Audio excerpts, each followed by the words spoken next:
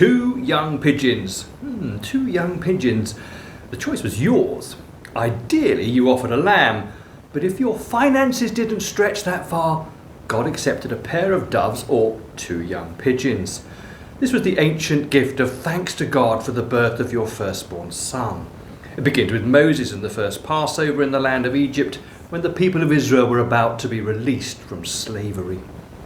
The last plague visited on Pharaoh and the Egyptians was the death of every firstborn male child and animal. It was a devastating night for the Egyptians.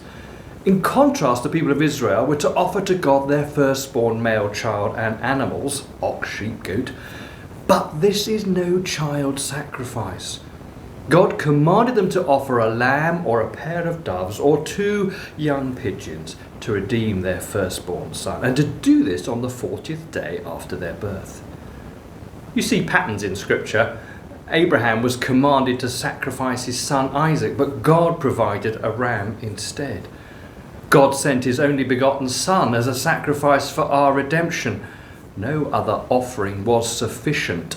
Only God the Son, fully God and fully human, could redeem us.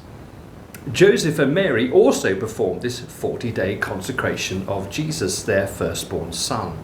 Luke 2, verse 22, Joseph and Mary took him to Jerusalem to present him to the Lord, and they offered the less expensive offering in keeping with their income. And this we celebrate, the presentation of Christ in the temple.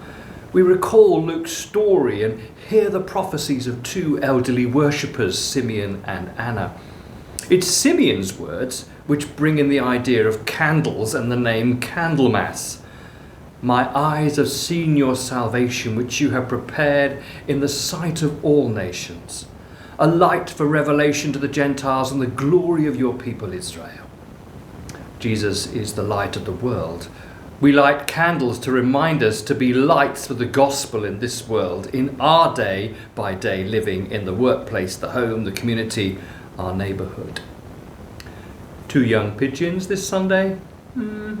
Today we bring offerings to God in keeping with our income, and we consecrate ourselves to be lights for the gospel.